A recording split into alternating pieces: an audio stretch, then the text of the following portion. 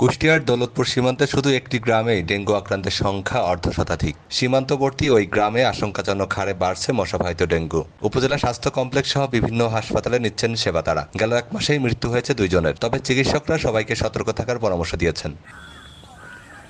আগস্টের মাঝামাঝি সময় থেকেই কুষ্টিয়ার দৌলতপুরে শনাক্ত হয় ডেঙ্গু আক্রান্ত রোগী। দিন যত গড়াচ্ছে ততই বাড়ছে আক্রান্তের সংখ্যা। শরীরে ব্যথা, জ্বর, বমি, ডায়রিয়া নিয়ে হাসপাতালে গেলেও ধরা পড়ছে ডেঙ্গু। উপজেলা স্বাস্থ্য কমপ্লেক্স সহ রাজশাহী মেডিকেল কলেজ হাসপাতালেও চিকিৎসা নিচ্ছেন তারা।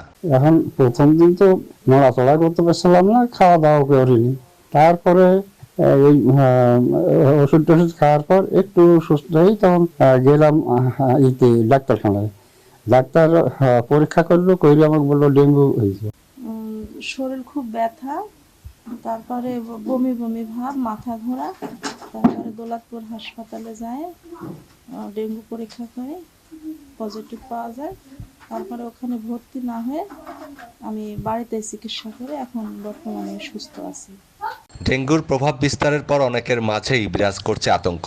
তবে অন্যবারের সব রেকর্ড ভেঙে এ বছরের প্রকোপটা বেশি। ডেঙ্গু থেকে বাঁচতে সরকারকে এগিয়ে আসার আহ্বান জানিয়েছেন ভুক্তভোগীরা। দৌলতপুর হাসপাতালে গিয়ে ডেঙ্গু পরীক্ষা করি, তখন ওনারা ডেঙ্গু পজিটিভ বলে।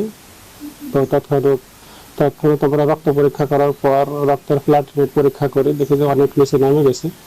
পরে দৌলতপুর হাসপাতালের যিনি প্রধান ডাক্তার, উনি প্রেসক্রিপশন করেন এবং বলে যে হাসপাতালে অতি সত্বর ভর্তি করতে হবে।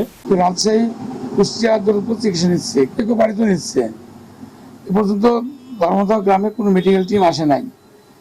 সরকারের কাছে অনুরোধ হচ্ছে যথাযথ ব্যবস্থা নেওয়ার জন্য। শুধু দৌলতপুর স্বাস্থ্য কমপ্লেক্সেই গেল এক মাসে 115 জনের অধিক ডেঙ্গু রোগী শনাক্ত হয়েছে। অন্য হাসপাতালেও চিকিৎসা নিচ্ছেন অনেকেই। তবে ডেঙ্গু প্রতিরোধে সবাইকে সচেতন হওয়ার পরামর্শ দিয়েছেন বিশেষজ্ঞ চিকিৎসকরা। সরকারের বিভিন্ন পদক্ষেপের পাশাপাশি জনসাধারণকেও এগিয়ে আসার আহ্বান জানান এই চিকিৎসক। আদাবাড়িয়া ইউনিয়নের ধর্মদহ এই গ্রামটিতে ডেঙ্গু আক্রান্তের সংখ্যা অনেক বেশি পাওয়া যাচ্ছে। আর এ পর্যন্ত আমাদের হাসপাতালে প্রায় 23 জন ডেঙ্গু শনাক্ত হয়েছেন। এর মধ্যে এখনো 4 জন ভর্তি আছেন। তাদের শারীরিক অবস্থা বেশ ভালো, তারা সুস্থতার দিকে।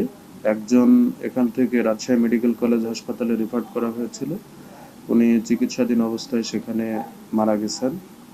যদি ঘর বাড়ি আনাচে কানাচে জঙ্গল বেশি থাকে, সেক্ষেত্রে মশার উৎপত্তি বেশি হলে ডেঙ্গুর প্রবণতাটা বেশি হয়।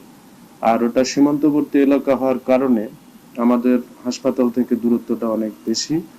ওখান থেকে বিভিন্ন জায়গায় পার্শ্ববর্তী জেলায়, মেহেরপুর ওদিকে, তারপরে কুষ্টিয়া সদর অথবা রাজশাহী বিভিন্ন জায়গায় চিকিৎসা নিচ্ছেন ওনারা।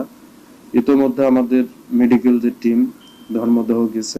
তো অন্যান্য ইউনিয়ন বা অন্যান্য জায়গায় এখন পর্যন্ত তেমন দেখা যায়নি, কিন্তু এই ধর্মদহতেই বেশি।